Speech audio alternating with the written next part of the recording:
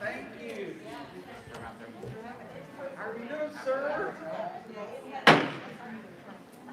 Good evening. Thank you for attending our meeting this evening on such a beautiful day.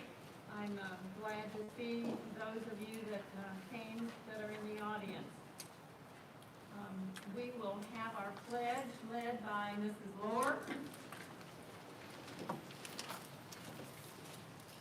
I pledge allegiance to the flag of the United States of America and to the republic for which it stands, one nation, under God, indivisible, with liberty and justice for all.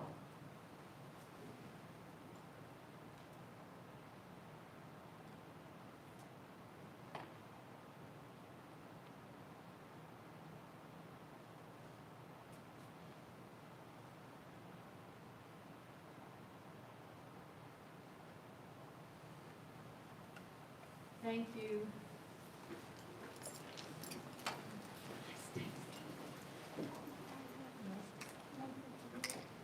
Dr. Goller, could we have a roll call, please? Yes, Dr. Powers, Here. Ms. Scott, Here. Mrs. Wise, Mr. Irwin, Here. Mrs. Killian, Here. Mrs. Lohr, Mrs. Lauer. Present. Thank you. We are going to hear a presentation on the Otter Creek project at this time.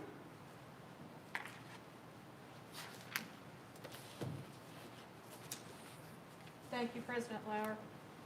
I think that we have Jason Tanzel on the phone also from Baker Tilly. Jason, are you with us? Let me see. That looks like Dr. B's picture up Did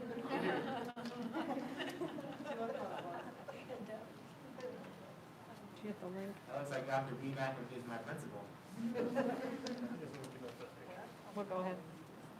Well, Baker Tilly may not be out there, but You may go solo. I may be flying solo, but Would you take off your mask? me?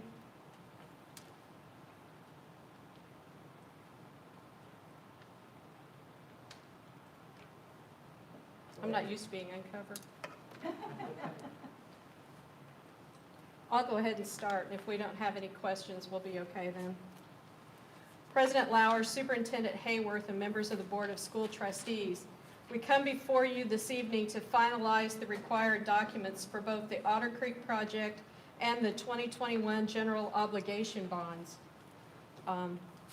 Jason may be with us on this call, and we may be able to ask him questions if needed. As stated in previous meetings, neither project's financing has a negative impact on tax rates, as debt retirements offset the impact of both of these borrowings. The first item on the agenda is the Otter Creek project. Tonight we are required to hold two hearings, one on the lease and one on the additional appropriation for the project. These hearings can run simultaneously.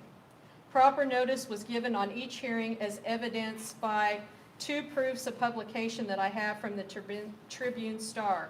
The lease hearing was published on February 19th, and the additional appropriation hearing was published on March 5th. President Lauer, at this time, it would be appropriate to open the floor for citizens' comments for two purposes. The first, for the purpose of receiving comments on the renovation and construction of improvements to Otter Creek Middle School, and the second, for the purpose of the additional appropriation of approximately $10 million for the financing of the project. Do we have any comments from the audience? Questions from the audience? Are there any questions from the board?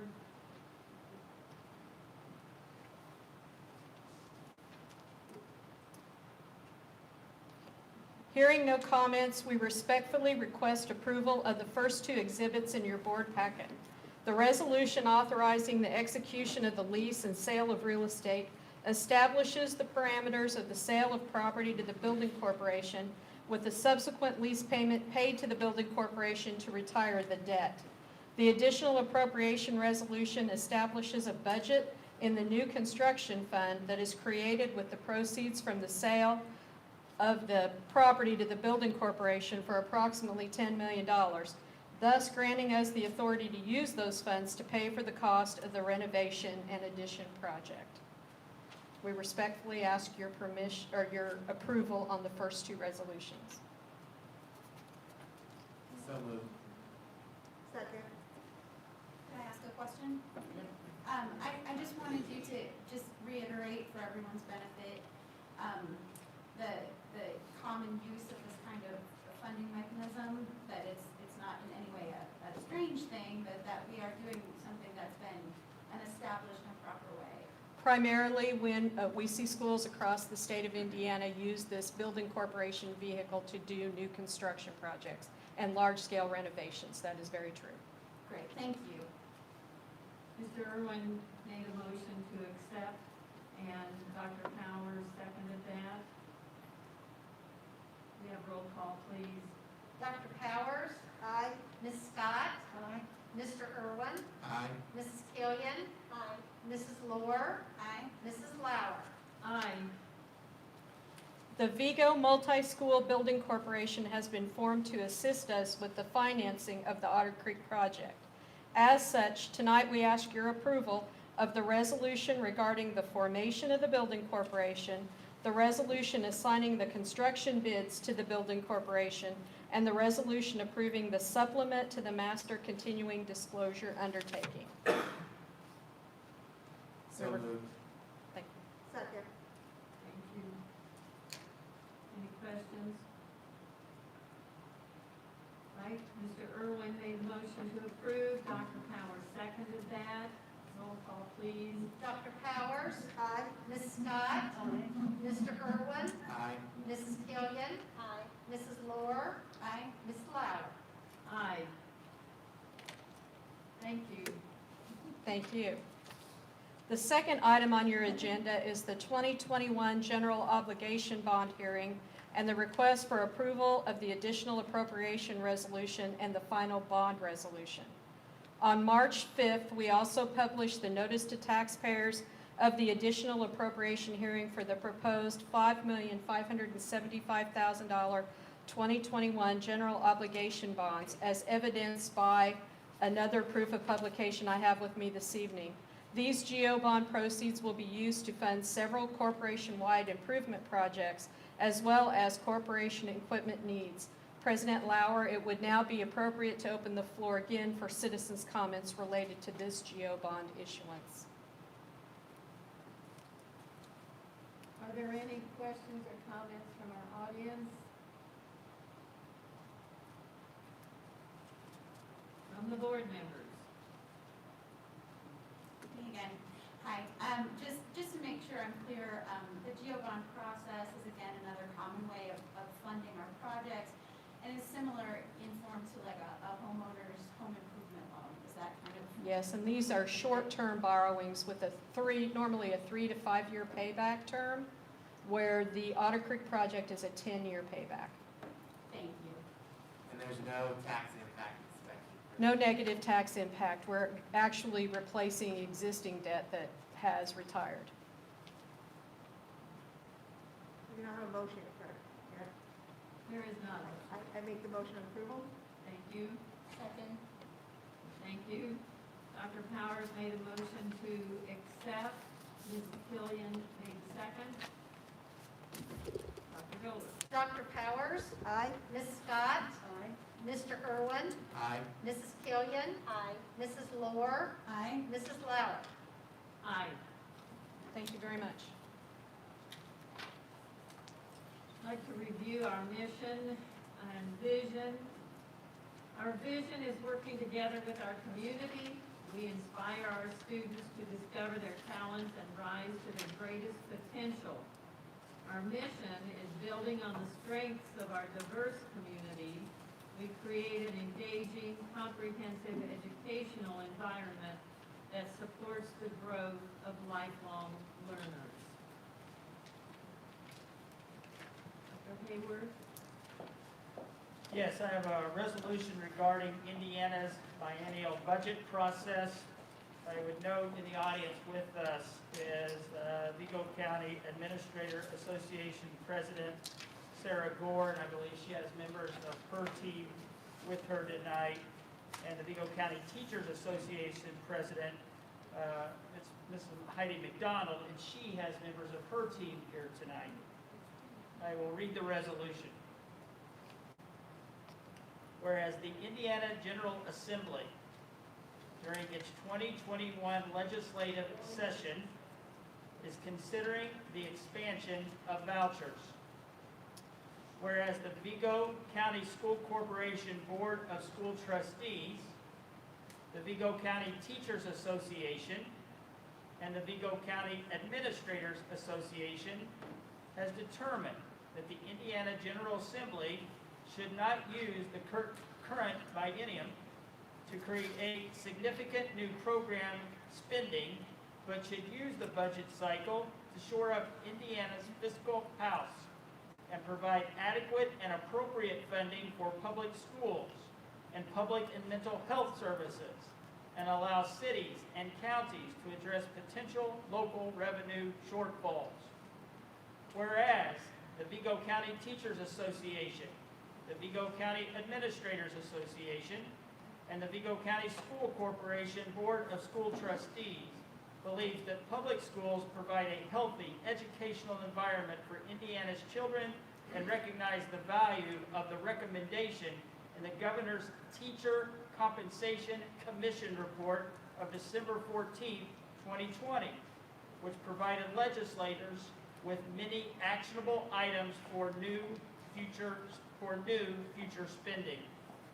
Now therefore, be it resolved, the Vigo County School Administrators Association, the Vigo County Teachers Association, and the Vigo County School Board of School Trustees opposes significant new spending and encourages continued support of public schools in the next biennial budget for the state of Indiana. Can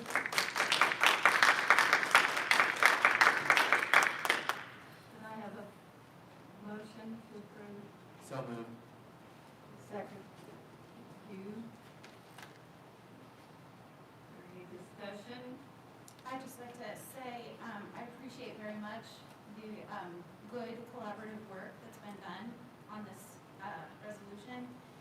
And just to say that I think we've all been kind of terrified on how the state's fiscal forecast has looked for a long time, and we're all happy to see it's not as bad as we expected, but we still aren't sure how local revenue shakes out, and we have a mix here of state, federal, and local funding, and we just don't know exactly how that's going to shake out. So,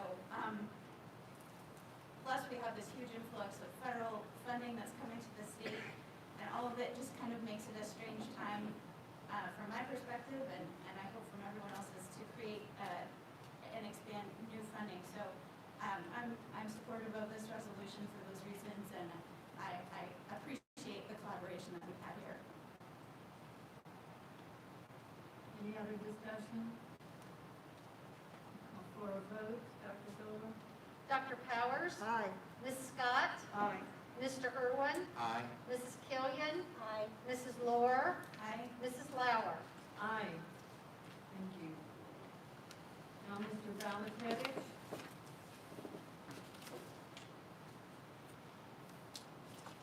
I should say before Dr. Balatevich steps to the podium, Dr. Balatevich plans to give a presentation on COVID data. Then we will have our public comment section before any action is taken on a potential return to secondary school for 5 days a week, just so the audience understands where that will occur. Good evening, Superintendent Hayworth, President Lauer, members of the School Board of Trustees. Tonight I'd like to give you an update on COVID-19. First of all, I'd like to start with our current Vigo County metrics. Right now, our state advisory level is blue, 77 weekly cases per 100,000. Going back up to the blue, this is, we've been in blue for a couple of weeks, and prior to that we were in yellow. And looks like hopefully we will trend blue again this week, but I hate to make that type of forecast.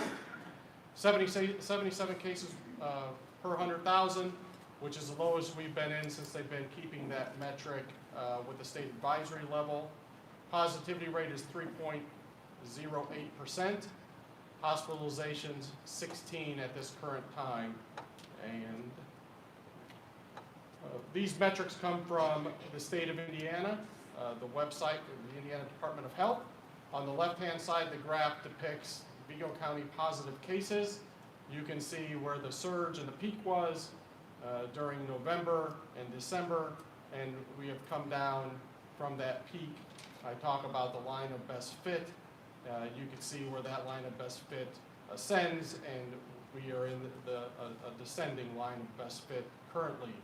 Currently, we are plateaued, and that is not uncommon at this point in time throughout the state and throughout the country. Lots of areas are plateaued at this point in time. If epidemiologists, they talk about, well, that just kind of shows you that we can continue to descend or ascend at this point in time. On the right-hand side are Vigo County tests by the day. We've talked about this in the past too. I believe Dr. Brucken discussed this at one point, saying that tests are on the decline, but we have to be careful when we talk about testing. Rapid antigen testing, which is really the most popular and frequent type of testing out there right now, those numbers do not go into the state report. Only the positive tests go in, the negatives don't.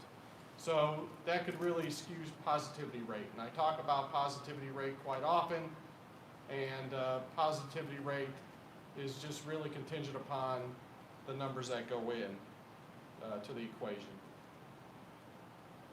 Current VCSC metrics, now I pulled this at about 11 o'clock today. I don't believe it has changed, but it may have. Currently we have 2 positive staff members. That is excellent. 7 positive students. This is beginning our 4th full week with middle school. We still have 0 middle school positive students. And that's a testament to our teaching staff, all of our staff, our principals, and our students. We have 15 quarantine staff members, 128 quarantine students.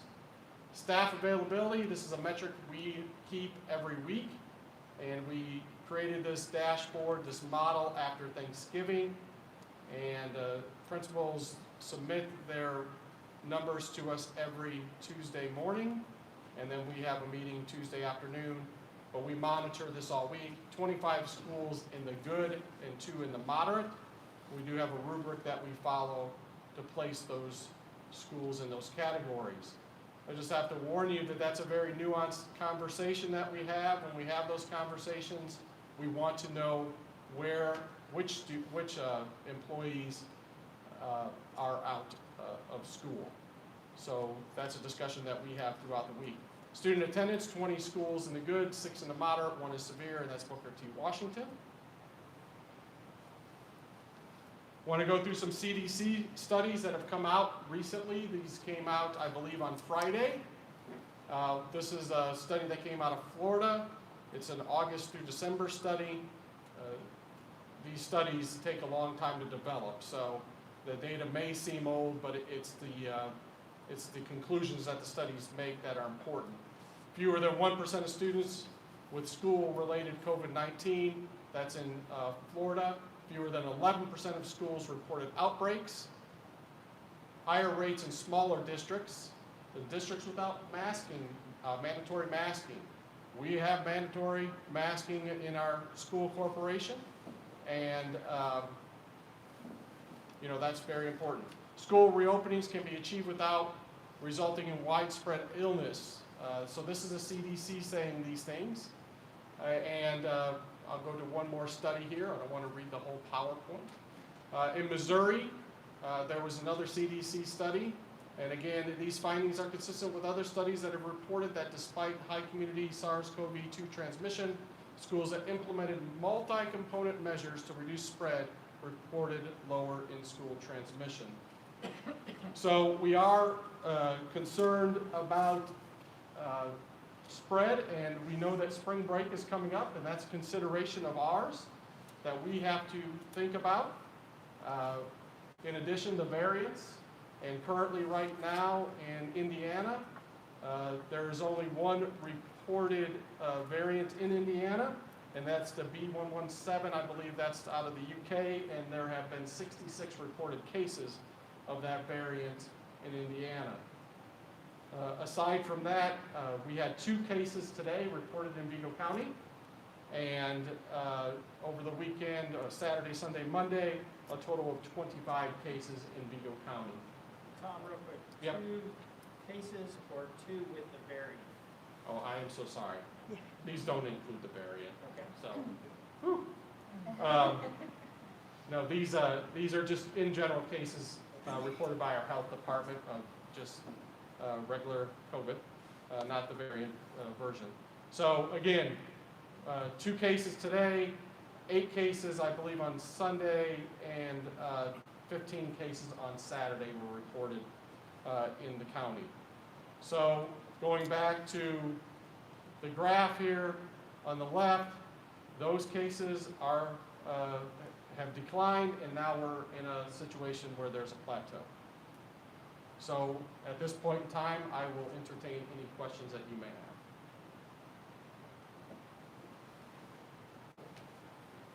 When you say good and moderate for staff,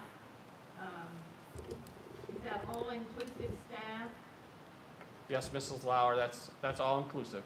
Okay, and what exactly does good mean and what is moderate? Well, we have a rubric, and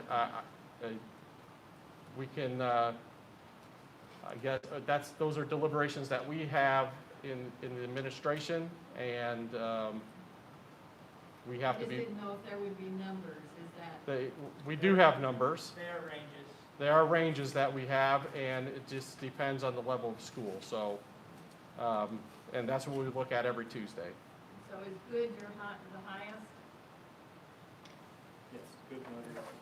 Yeah, good, moderate, severe, correct. Okay, thank you. You're welcome.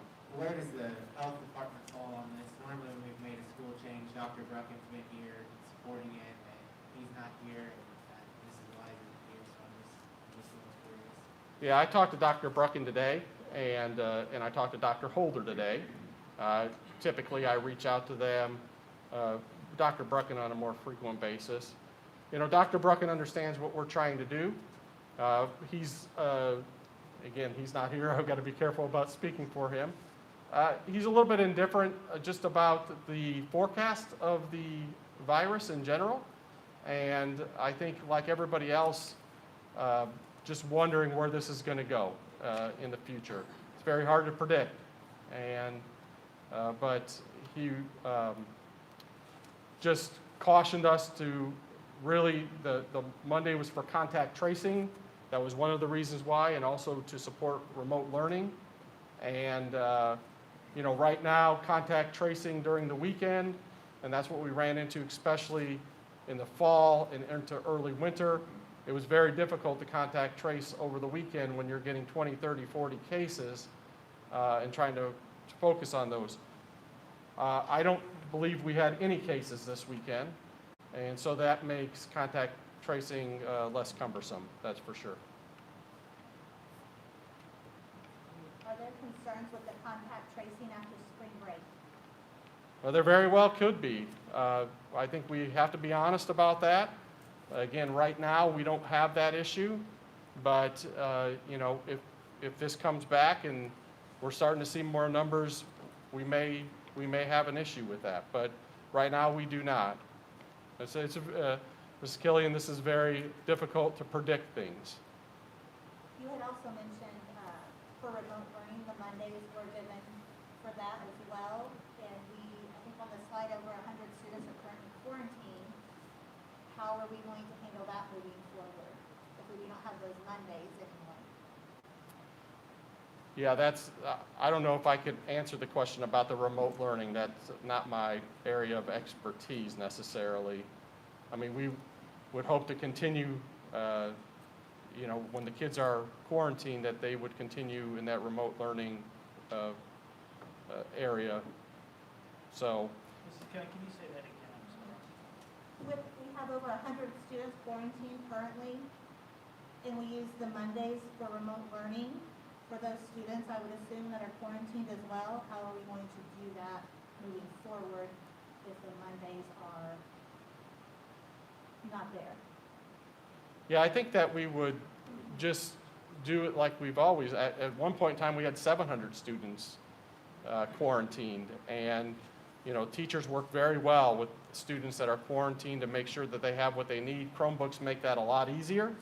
I'll be honest with you, I don't know if we could make that happen without Chromebooks, but Do you know how many of those 100 are elementary students? I don't have that number in front of me, but if my memory serves me, I think it's in the 40 range of elementary, a lot less in the middle school, and I think we have about 60 or 70 in the high school.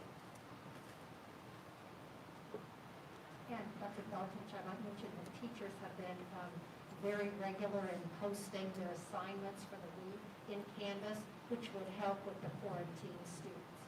And I think that gets to Mrs. Killian's point, is that they post them for the week and they use those Mondays to get that work done and get them posted and to Google Meet with their students. They use that time on Monday to get assignments posted. I think, and I don't mean to speak for you, Mrs. Killian, No, but you're correct. I think her question was, if they're using that time to post their assignments, how do we address that once we get rid of that time? Yes, thank you. Okay, any other questions from the board? Now, this is a public comment section, and we have two who have signed up. So, Mary Pruitt, would you like to come to the podium?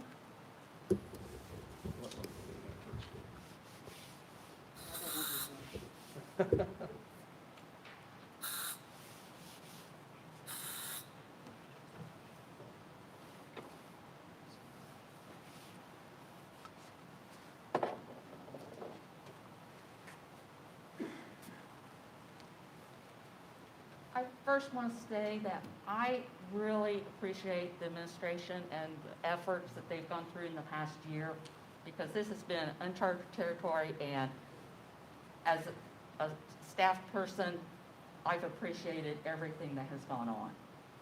Every consideration has been taken. However, this is one thing that I totally disagree with, going back to 5 days a week. I'm in middle school and high school. Our students have changed schedules 5 times at least. Now, we want to talk about their mental health. This changing and changing and changing is hurting their mental health just as much. I have students who are concerned, they were concerned when we went to the 4-day a week. Well, how am I going to integrate back with the students I wasn't with? I spoke with 2 students today on Google Meet, and they both expressed concern about going back 5 days a week. They use those Mondays to get prepared for the rest of the week.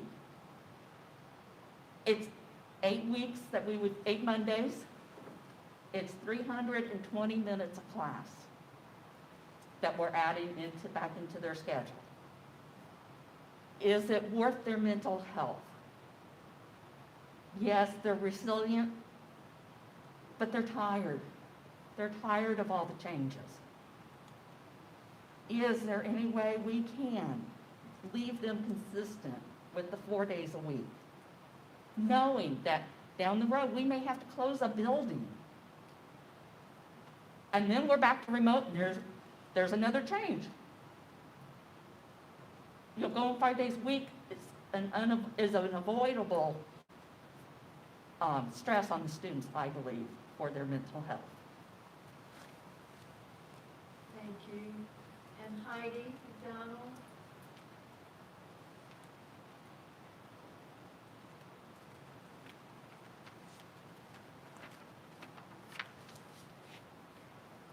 President Lauer, members of the school board, and Vigo County administration, I want to first thank you for adding our voices here in Vigo County to the many others across the state and putting forth a resolution that supports keeping public funding in our public schools. The current budget biennium looks to further divert available funding via the expansion of vouchers. I am hopeful that our voices and those across the state will be heard. And then in regards to the secondary return to 5 days, I know with spring break and travel and schedule change again, there are many concerns and anxieties that come up. All I ask of you is that you be mindful and willing to change our educational model if need be, and I am hopeful that we can finish our school year with little interruptions. Thank you. Thank you.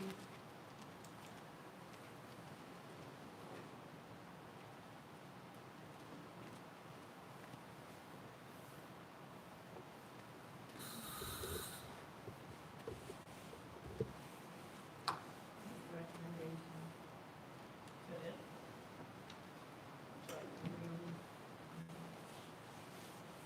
I apologize.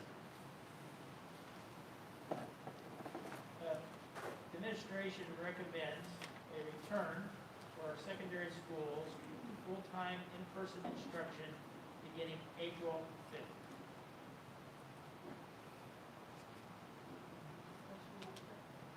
Could I have a motion I'll make that motion to move back to school. and a second?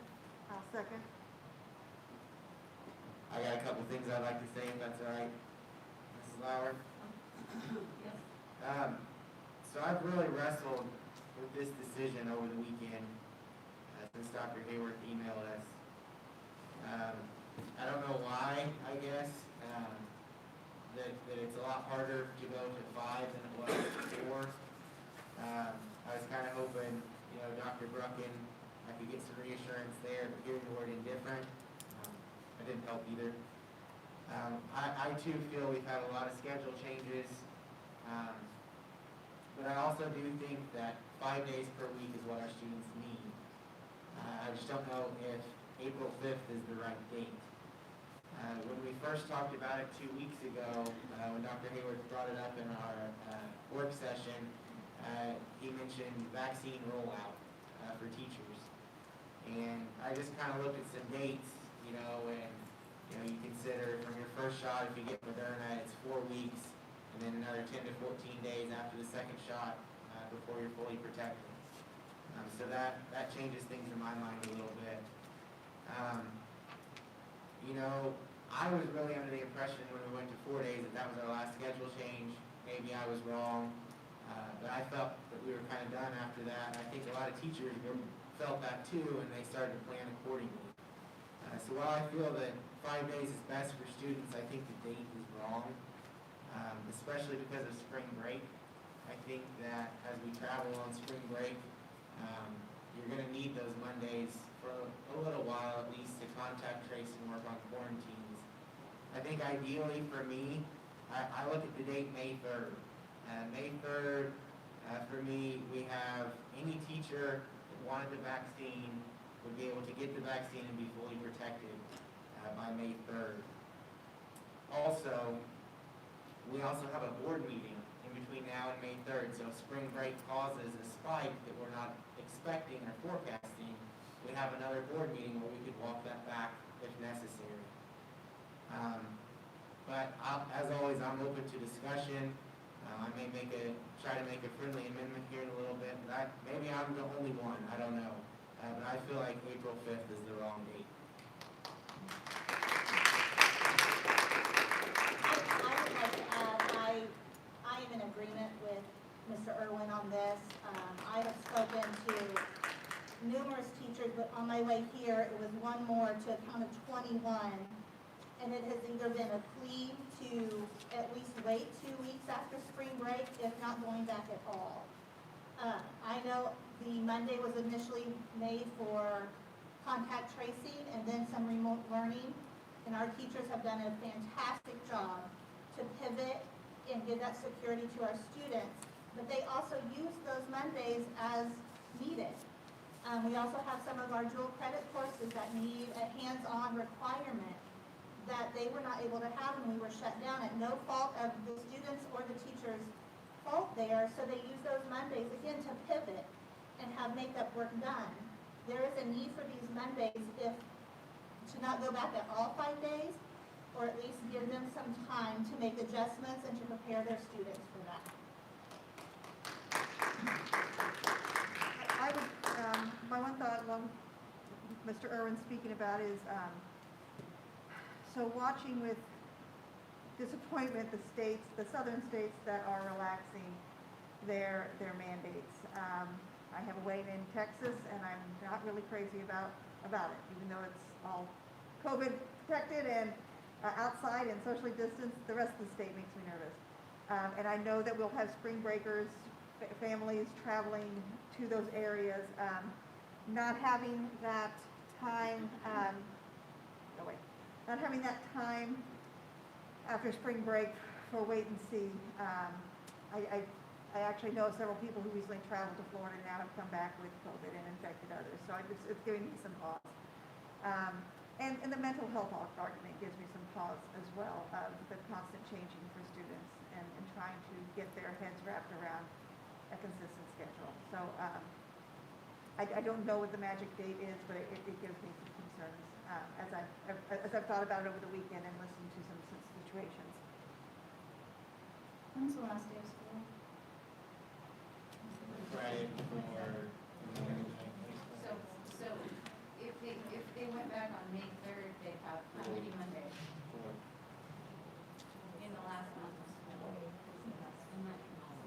Yeah, would be four. Would it be four? Sorry, It'd be four. 4 Mondays. We have 4 full weeks. And, I do think having some full weeks is going to be beneficial because we have a school year next year that we need to prepare for too.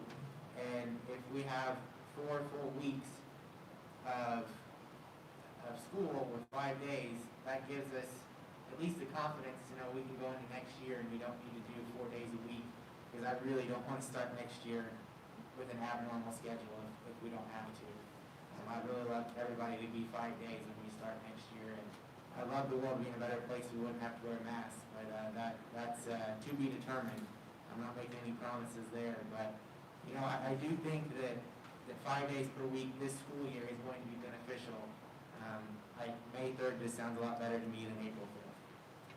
So Dr. Hayworth, Dr. Baltevich, I know you mentioned you spoke with Dr. Brucken. Have we had conversations with Dr. Holder or any of the other mental health professionals who might advise us on that aspect of change for the students? Again, kind of outside the COVID issue, but the mental health of the students with the change and the. Since we've come back, you mean? Well, if we were to change the schedule on them yet again. I mean, I could see where changing schedules on students, teachers, can be confusing, and but I have not had those discussions with Dr. Holder or Dr. Brucken. Okay. I think we can all speak to students that might give us a different impression in regards to what they're feeling and what they want. I regularly have students at my house, and they would say that they would need to be back in school and want to be back in school. I was out on a walk with a Otter Creek teacher yesterday that was looking forward to the 5-day.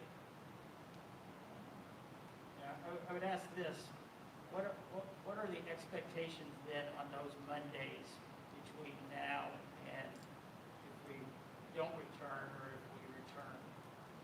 If we look at our data, our engagement has declined in terms of Google Meets every Monday for the last 4 weeks. So there's an expectation that on those Mondays that there's also students meeting with teachers on those Mondays. Are those numbers differentiated by middle school versus high school level? Stacy, good question. I just have the high school numbers in front of me. I have a question related to our overall attendance. As other school districts have gone back to a fuller schedule than our district has, have we seen students moving there, seeking that with their feet, and causing even, exacerbating a financial problem for us? Yeah, I think you could say that happened maybe very early in the process. I don't, since we moved back to 4-day instruction at the high school level, of course, our poor elementary folks have been in since January, but I can't say that there's a correlation that if we have it now, whether we're 4-day or 5-day. I don't think that they would make a choice to move here in the last 2 months of school to go to 4-day. Definitely did happen at the beginning of the year, the schedules that we chose. Were you finished? Yeah, yes, thank you. Okay. I too have been contacted by countless teachers. When we stopped the AP schedule, and I feel like the students and the teachers barely had a toe in adjusting to that, and now we want to change again. It's really two separate issues, like has been said. We're worried about the virus, we're worried about the spread and containing it. But also, the teachers have adapted Mondays to their planning, to their reaching out to virtual kids. The students, many of them, are preparing their classes. So you can look at it from a lot of different perspectives. I'm sure there are people that are abusing it, but for the 8 Mondays left, I don't think it's worth the risk for the teacher morale, for the student morale. Now, we ask so much of our teachers, and we forget, yes, the elementary are back, but the elementary sees mostly their class. Yes, they are exposed to the other building. But I get emails from high school teachers that tell me, I see 120 kids a day. I see 129 kids a day. Many of them are too young for the vaccination, and now that they can all get it, they still have to wait. And as Hank pointed out, they aren't fully vaccinated. I really feel like as a board, as a community, we need to be as gracious as possible with our teachers. I just don't think we're thinking about them enough in this kind of situation. And I know there are outliers, but most of them are really working overtime. I don't think it is worth it for their mental health, as well as the students, to change this so quickly. Maybe there may be a different scenario, and we won't even be discussing prep.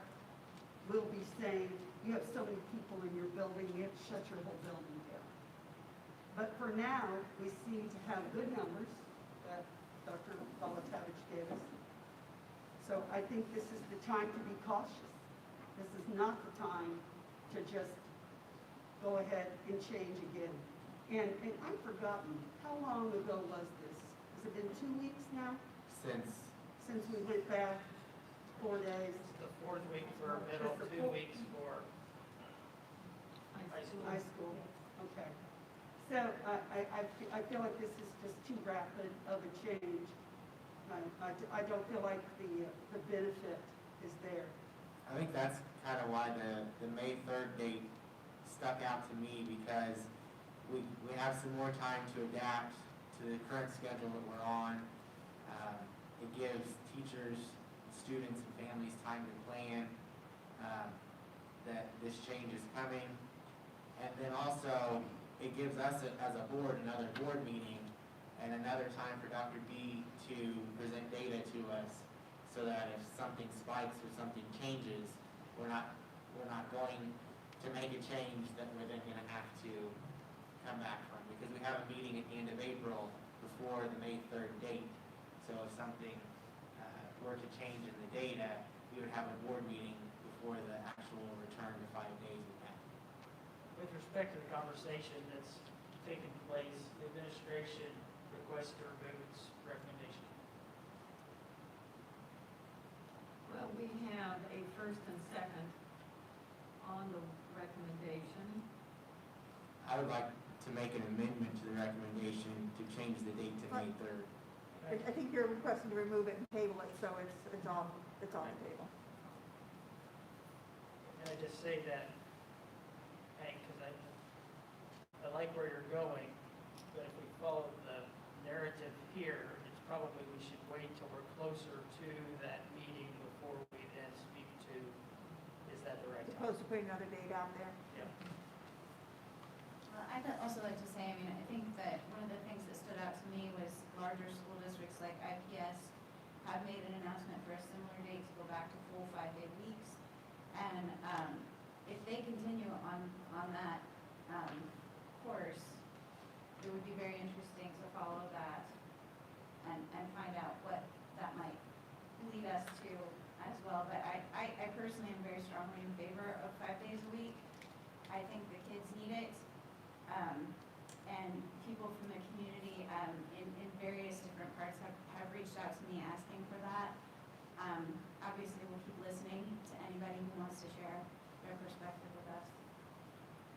Dr. Hayward, I would just like to, it's greatly appreciated the concern you have for the students and to making sure the students have the best possible learning environment that they have.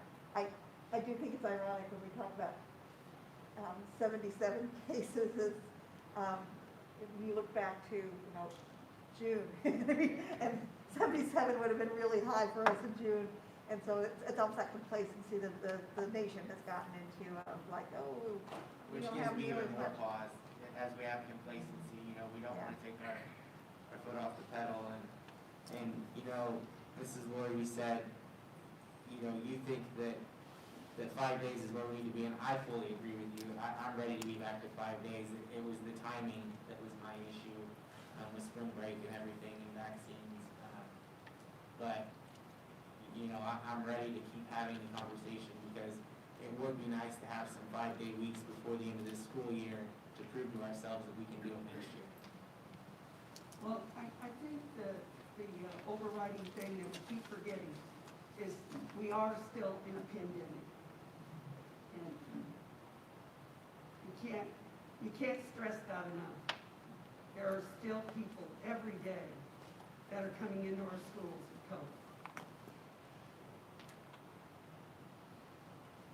Well, as it stands, the schedule will remain as it is, and we will have further discussion at our next board meeting. So thank you for all your comments, so I do appreciate that. Right, now it is time for our consent agenda. So moved. Thank you. Thank you. Mr. Irwin made the motion to accept the consent agenda, and Mrs. Scott seconded that. Roll call, please. Dr. Powers?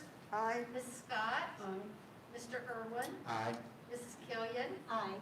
Mrs. Lohr? I'm sorry, I have a question. I didn't get a chance to ask them. I know, I have a question about something on the consent agenda. All right. The 2-year-old payroll checks that were approving, are those just like things that didn't get cashed? Yes. Okay, that's what I understood, but okay, so I'm an then, thank you. Ms. Lauer? Aye. And the March accounts payable docket, Finance Committee. Sure, I will. We had a good meeting going over the accounts payable and had lots of questions answered. Everything looked in, what do you call that, shipshape and Bristol order. So, Are you starting to recognize some of the names now? I will. We're beginning. I noticed Talk to in you next month. the email that we got, that there were some of the things, and it was the places where when I was on the committee, I would say, yep, I know that, like Glencoe is Napa, and Coldwell Bearing, I could have explained what that was, you know, you had your resident farmer there to explain things, so. It's a good place for new board members. Absolutely Yes. it is. I agree 100%. A great place for new board members. And it's also good, the diversity of the board, their own experiences, different groups, agencies that they've dealt with or are knowledgeable about, so, I move Right. approval. thank you. Second. Thank you. Dr. Powers made the motion to approve the March accounts payable docket, and Mr. Irwin seconded that. Roll call. Dr. Powers? Aye. Ms. Scott? Aye. Mr. Irwin? Aye. Mrs. Killian? Aye. Mrs. Lohr? Aye. Ms. Lauer? Aye. Now to donations. Superintendent Hayward. Madam President, members of the board, as you know, we live in a very generous community, a very giving community, community that tries to make sure that no student goes for want. And so we request approval to accept the following donations to the following schools. Deming Elementary School, Little Braves Early Learning Center, Little Racers Early Learning Center, the Reading Recovery Program, Rio Grande Elementary School, Sarah Scott Middle School, Bikes and Tights Early Learning Center. Thank you. Is there a motion to accept? So moved.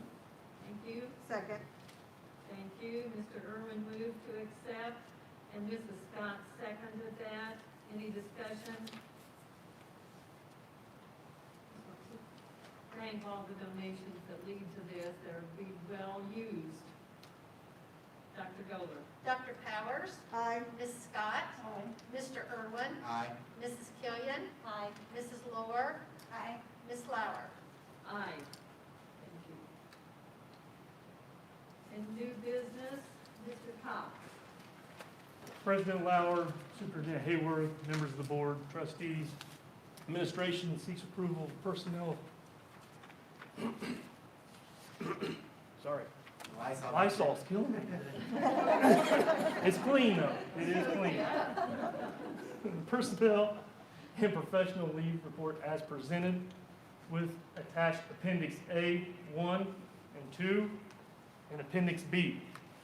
Appendix A, 1 and 2 is representative of having to adjust for a COVID year for secretaries, elementary secretaries, and elementary principals.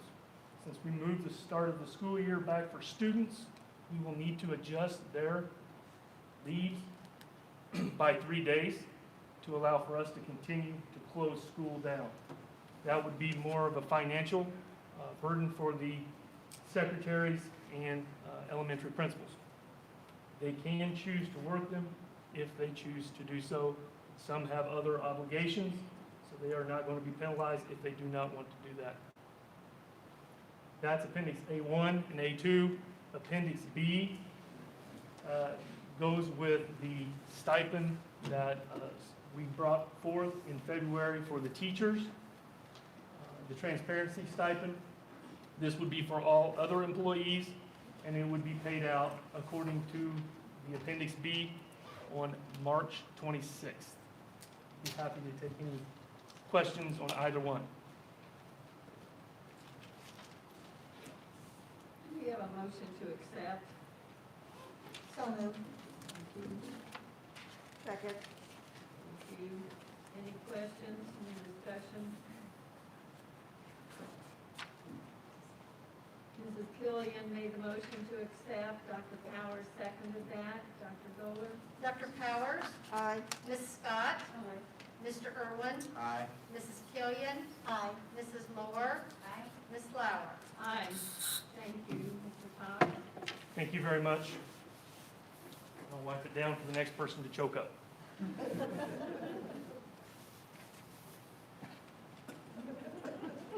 Like Dr. Balatevich is covering for Dr. Mason. Good evening, Superintendent Hayworth, President Lauer, and members of the School Board of Trustees. Tonight, we seek approval for the use of the service called EventLink. EventLink is a management and e-contract software platform used by high school athletic directors to schedule athletic contests, game officials, and event workers. EventLink will allow schools to utilize a feature called EventLink Pay to provide digital payment to game officials and to event workers. While our high schools have utilized EventLink for scheduling, we will be adding the EventLink Pay feature. In addition, our middle school athletic directors will be utilizing EventLink. Schools will work with the Vigo County School Corporation Business Office to ensure that proper procedures are being followed for implementation of the EventLink Pay feature. I'll So I entertain have a any motion to questions. approve. Is there a cost for this app? I mean, So look at the motion on the table. So I move approval. Thank you. Second. Is there a second? Now, Oh, any sorry. discussion, I jumped the gun, questions? sorry. There is a nominal cost to enroll in the program. The corporation, I believe, will pay that cost, and I don't know it off the top of my head, but I can check on that. And then the schools, the greatest part about it is this, the event league will actually pay the athletic officials, and it cuts down on a lot of cumbersome activity with cancellations, reissuances of checks as those people change. They also then, EventLink is responsible for issuing 1099s to those people for tax purposes. That's great. So a lot of efficiency then, yeah. Thank Pardon you. me? I said that's a lot of efficiency, it sounds like. that we're Yes, it getting does from that. offer quite a bit. Yeah. So when you say it sends 1099 to the people, is that like the referees? Yes, the Okay. officials, the game officials, yes. Okay. All right. Because typically that would have been done by us in the past, By the then, business correct? office, yes. I imagine that was quite a bit of work. That's quite a bit of work. Dr. Powers made the motion to accept, Mrs. Scott seconded that. Dr. Doler? Dr. Powers? Aye. Mrs. Scott? Aye. Mr. Irwin? Aye. Mrs. Killian? Aye. Mrs. Lohr? Aye. Ms. Lauer? Aye, thank you. Dr. Valentivich? Good evening, Superintendent Hayward, President Lauer, and members of the School Board of Trustees. Tonight, I would like to present an amended version of the 2021-2022 calendar.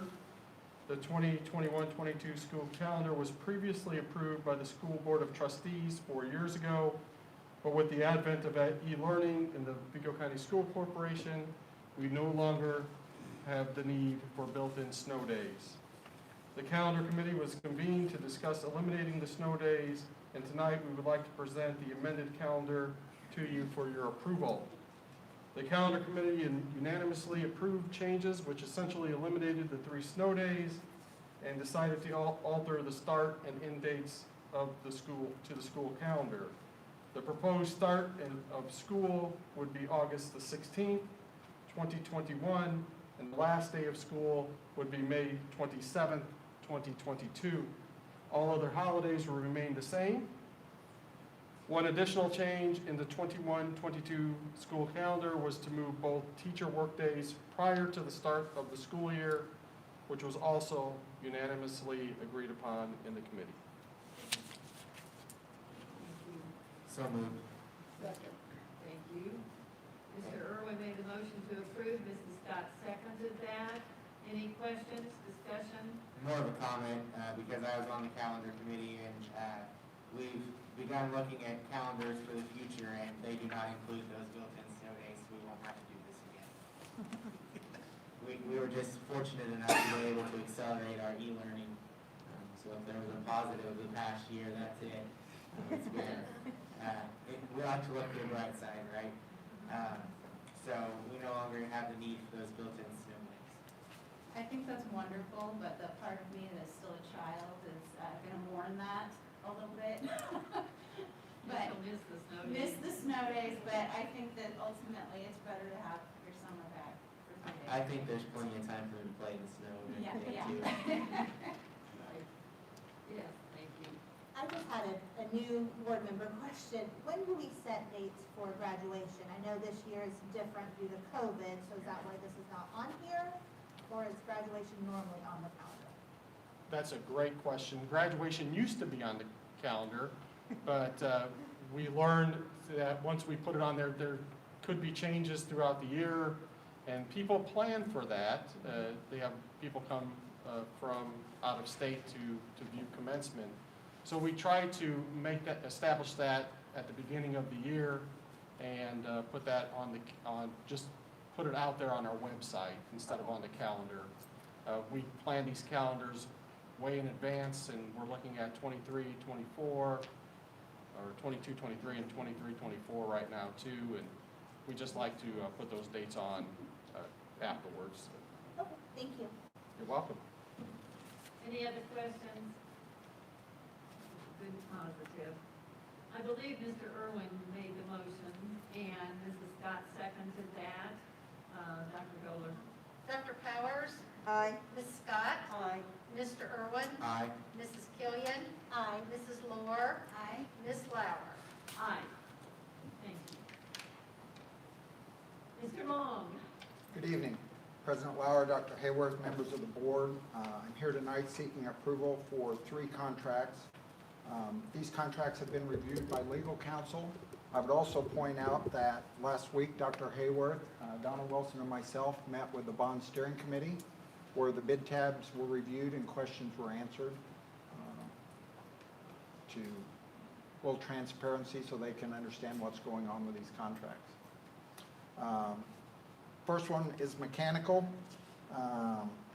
There were 2 bidders, Freitag Weinhardt and Sycamore Engineering. The work is at Riley for boilers and controls, Terrytown for boilers and controls, and Rio Grande for controls. Freitag Weinhardt was the successful bidder and would like to seek that award. Is this a vendor we've done business with before? Yes. Yes. Move Could I have approval. a motion to approve? Move approval. Second. Thank you. Any questions? I don't have a question, but I'm on the committee, and he did such a good job, as did Donna, explaining everything and all the particulars. So it's a lot. But you all do a very good job, and bring it down to a level that us mere mortals can understand what you're talking about. All the credit goes to Ms. Wilson. I thought you were a good team. Dr. Powers made the motion to accept. Mrs. Killian made the second. Dr. Goller? Dr. Powers? Aye. Ms. Scott? Aye. Mr. Irwin? Aye. Mrs. Killian? Aye. Mrs. Lohr? Aye. Ms. Lauer? Aye. The next award is for paving. The work to be done is at Farrington Grove, Sugar Grove. We also are taking alternates to repair Terre Haute North's track, Terre Haute North's tennis courts, and Terre Haute South's tennis courts. There were 3 bidders, with Dennis Trucking and Excavating being the lowest bidder. Are these all repaving projects, or will there be any new parking lots this year? At Farrington Grove, we will be paving the 2 vacant lots across the street just south of the school. To add additional parking? Correct. Everything else is just repaving. Thank you. I live in that neighborhood. They'll be happy about that. Well, could I have a motion to approve? So moved. Second. Any other questions?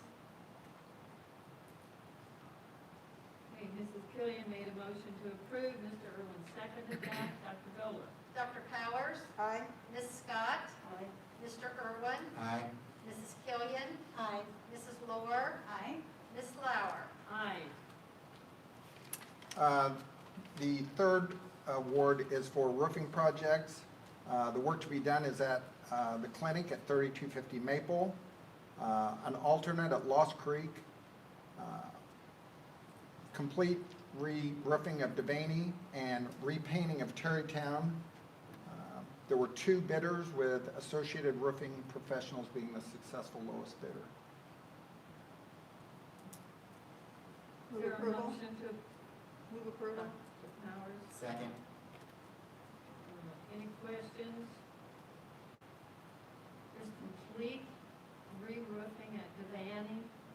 of the non-metal portion. Okay. Dr. Powers made a motion to accept, Mr. Irwin seconded that, Dr. Gold. Dr. Powers? Aye. Ms. Scott? Aye. Mr. Irwin? Aye. Mrs. Killian? Aye. Mrs. Lohr? Aye. Ms. Lauer? Aye.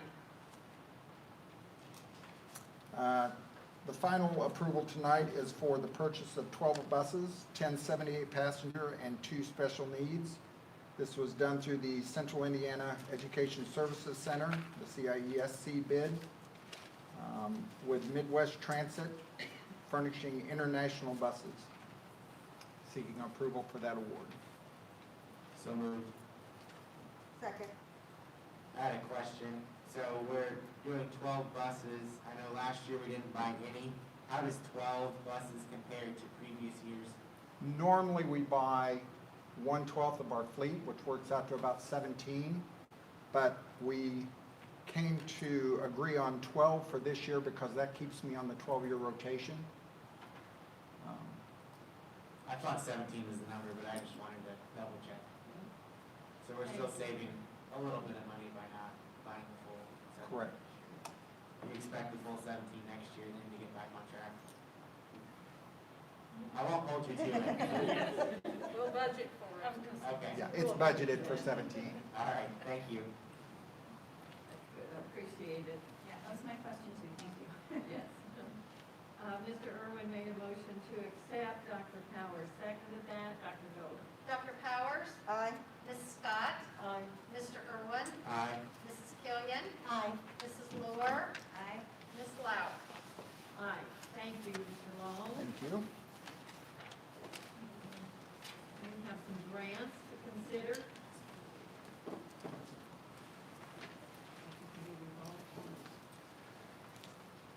Superintendent Hayworth, President Lauer, Board of School Trustees. I have 2 grants through the CTE office tonight. The first is the Adult Education Mid-Year Incentive Grant, which is awarded to adult education programs that perform above the state average in both high school equivalencies earned and other performance indicators, which includes adult basic education attendance. And it is a flat amount, and so we were one of the school districts that were above the state average, and we were actually number 2 in the state for high school equivalencies earned. We were number 1 in November. Indianapolis beat us in December and surpassed us. Obviously, they're just a little bit bigger. We are going to use those funds to buy some new TABE licenses and continue to expand our online adult education programming and do TABE Online, which is our intake program for adult education. The other is the Perkins Assessment Grant, which is also a competitive grant, and it's based on industry certifications earned in the Career and Technical Education program that includes certifications like the NIMS, AWS, ASC, and ServSafe, and other industry credentials that are recognized by both state and industry. And it is based on the previous year, and so we have consistently been in the top 5 in the state, so this money is awarded to help offset our expenses as we test students throughout the year. So those are our 2 grants. I'll gladly answer any questions on those.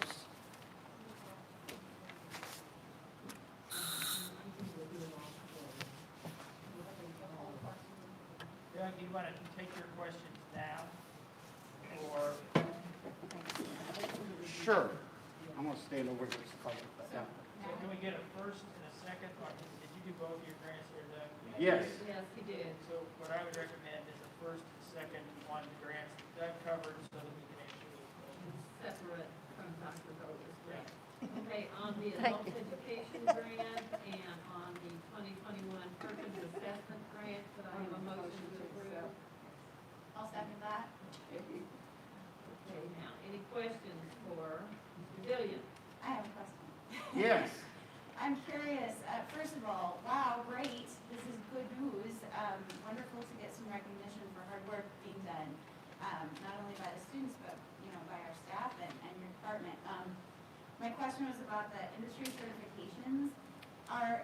Do we know like a rough breakdown of like, are most of those coming from like a high value CTE course or medium value or low value? It's pretty divided.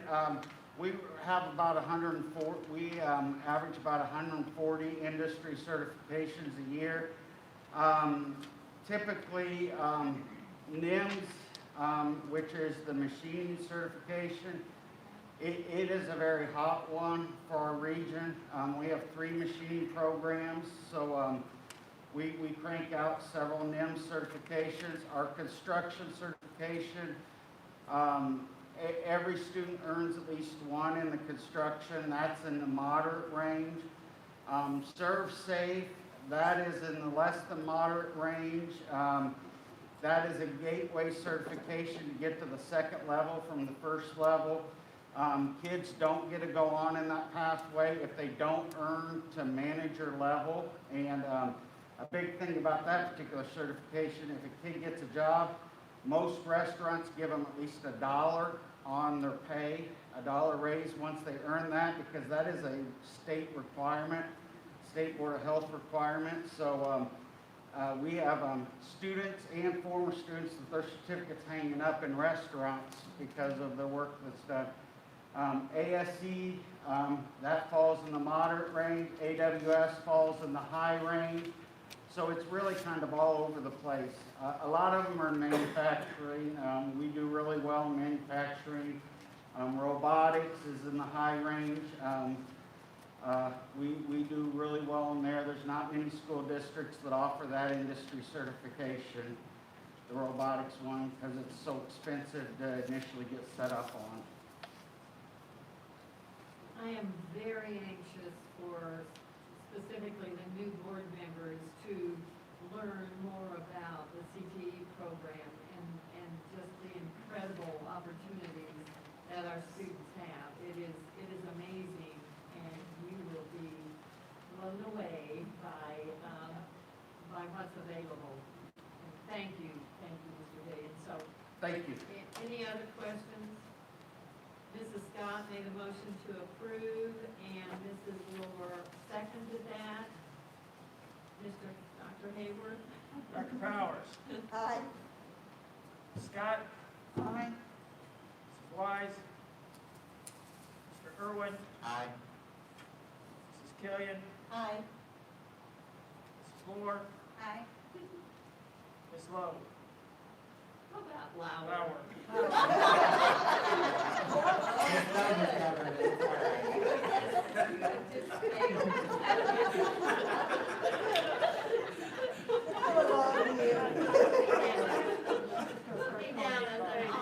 Bill, is there any way we can do a retake? I struggle with the L's too. I think the I'm motion. gonna go one more time. No. It's a lower The line. motion passed. The wonderful Mrs. Lauer, President. Okay, Dr. Golder, please. President Lauer, Superintendent Hayworth, and members of the board, 3 additional grants are in your packet this evening. The first one is the Duke Energy Foundation grant. We feel very, very fortunate to work with our great friend, Rick Berger, the general manager at Duke Energy, who always reaches out to us and encourages us to apply for this literacy grant. Dr. Caitlin Lieberman, Jean McCleary, and Janet Brosmer worked on this grant, and this would provide reading materials for our students in kindergarten through 2nd grade. They would be able to take home a summer reading pack and be able to read throughout the summer. So very much looking forward to this generous opportunity. The second grant is a high ability. This is simply additional funds that were remaining at the Department of Ed, and our allocation was $5,663, and that will support high ability materials for our honors and AP English students.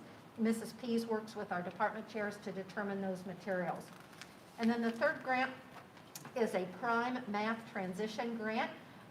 John Newport, Curriculum Coordinator of Math, works with Dr. Liz Brown at Indiana State.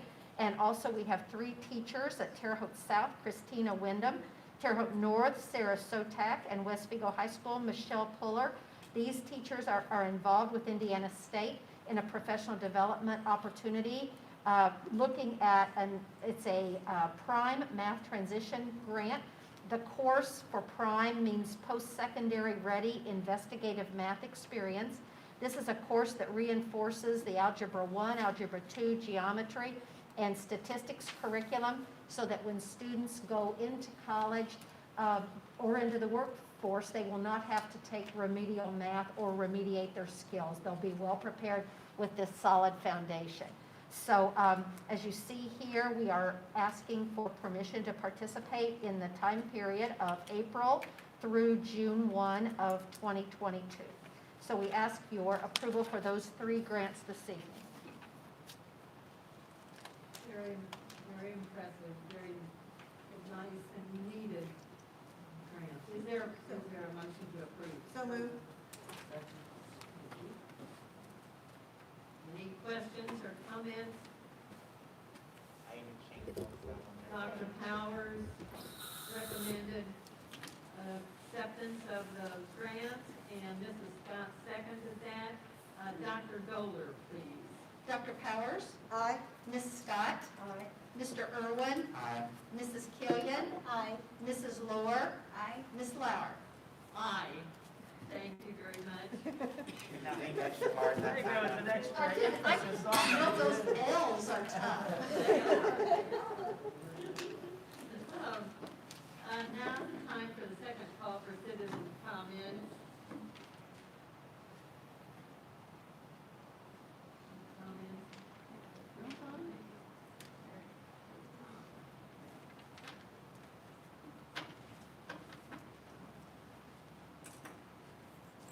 Good evening, Superintendent Hayworth. Good evening, President Lauer, school board members, central office discussion.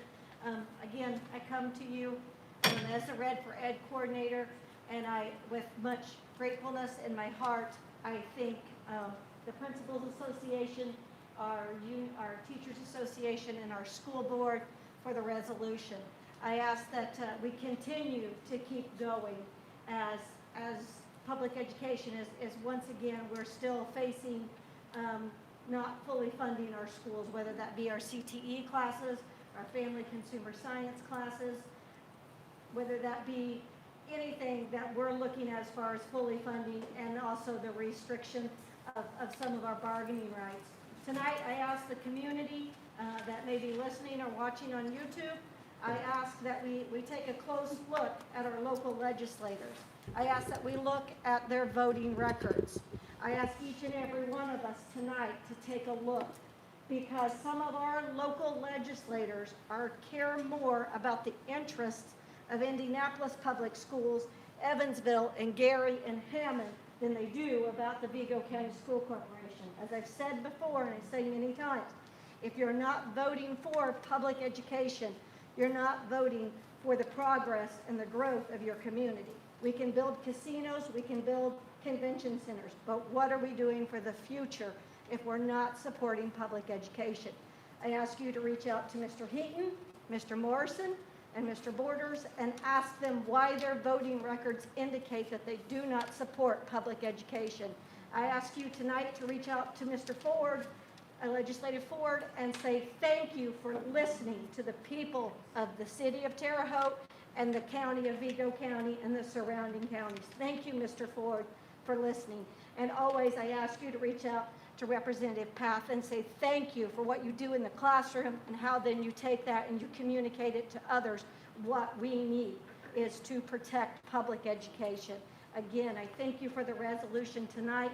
As the Wear Red for Ed coordinator, I thank you for everything that you have done in a tremendous year of struggle that we did not anticipate with COVID, and again, a 10-year plus struggle that we knew we were facing with our leaders in Indianapolis. And it will take each and every one of us to reach out to our local legislators to say, your records indicate that you care not about the growth of your community. Because if you care about the growth of your community, you will support public education here in Vigo County. Thank you. Thank you.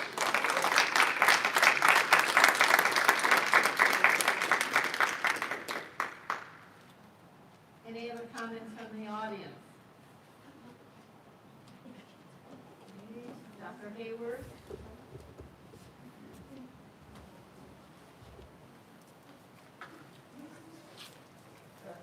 One, just I appreciate greatly the teamwork that I've seen in this room tonight.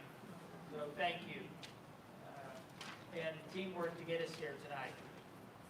Second, I would say that I would ask the board to be thinking about a retreat this summer. A retreat because we need to begin talking about what are the formalities of moving a high school project forward. I would also say, just like our teachers and our staff have had to step up in the area of innovation technology, I would ask us to move away from the paper packet and move to, so you guys over here, and move to a digital packet that we would put on board docs, the same platform in which our policies will sit after July 1. So maybe we can do some professional development in that area and really do our part of equaling what our teachers have done and what our students are doing. So that's all I have. Thank you. And board members? I just wanted to give a big thumbs up to Mr. Doug Dillion. I had to go out for parts the other day, and I drove past South High School, and I saw a bunch of tractors in the parking lot, so I knew it was our Drive Your Tractor to School Day, something that I greatly wish we would have had when I was in high school. I wish I would have had time to drive around to all the high schools and look. I wish there would have been more red tractors than green. It was even. It was even. There were an equal number of red and green tractors, so I'll take that. But next year, the red guys need to bring some more. If you need help, let me know. I can park somewhere to pad the stats a little bit. I wanted to give a shout out to the Earthlings. They had their march last Friday, and they do march most Fridays. They're very impressive young people. They spoke to us a few meetings back. They're so concerned about the environment, and any Friday that any of you are free, I'm sure they would love for you to come and help carry a sign about climate control. And I also just wanted to reiterate what our teachers go through, and I don't know that we can say thank you enough. You know, teachers educate every profession, and I know that gets said over and over again, but I don't know if we stop and we really think about that. You know, when you go to your doctor, when you go to your pharmacist, when you have these young people who can run this equipment, all of us, I'm so appreciative of all the teachers that I have, and I just don't want to ever lose sight of that. And to echo what Jody said, I've been in the League of Women Voters for years and years, and one of the things that we always remind people of is Indiana is the last of the 50 states for voting. Rarely do we might come in at 49. And you can Google all of this. And then out of Indiana's 92 counties, Vigo County is close to the bottom. Sometimes we might be 4th or 5th. So we don't like what these people are doing to education. It's on us. We can't be this apathetic and expect a different result. So the number one thing I would ask you to do is make sure you're registered to vote and tell 10. Make that our slogan. Tell 10 of your friends to get registered. That's all. I'll look from the diversity committee is moving ahead very well with planning and for the international program and looking at activities and things to be done. One point, he mentioned it during his presentation, but also during the diversity committee, is the diversity training. That's going to be happening. The sooner we can get on the board's agenda or a meeting time for that would be preferable as calendars aren't filling. Thank you. Any other comments from the board? I would just like to say I so appreciate the messages that we have gotten from the teachers and from the community. I think it is, for many, it is stepping way out of their comfort zone to come here to a meeting or to write emails and make comments, and that's what we have to have, because we are all in this together, the students, the teachers, the staff, the support staff, administration, parents, and we just have to share those ideas, and we have to always have our listening ears on and be respectful of each other, but if we can come to a complete consensus, that's wonderful. But if we can't, then we just need to move on and work through the positive. And I'm hoping that we're headed in the right direction, and I think that we can continue to do that. But it does take everyone, and they just have to share their opinions, and I just so appreciate that, because I know for some it's very uncomfortable. And I would also like to say something about the Earthlings. They are very willing to speak with other groups. So if any of you listening or who are here tonight would like them to address a specific group that you're involved with, do get in contact with them. They're very impressive young people and very passionate about their ideas. So I encourage you to do that. Do you have something else to say? All right. Our next meeting will be April the 12th, right here, 6 o'clock. So please join us. Work session. Yes, it is a work session.